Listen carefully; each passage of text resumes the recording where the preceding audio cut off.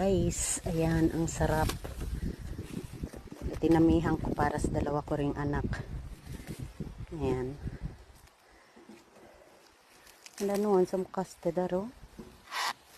Tinatapon lang nila guys yung meron mga ano.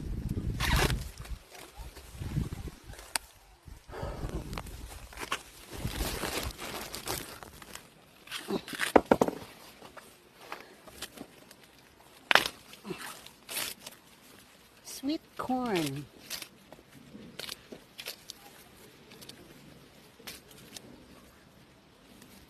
Ayan, dinamihan ko na para sa mga anak ko. Asan niya yung kinainan ko pa?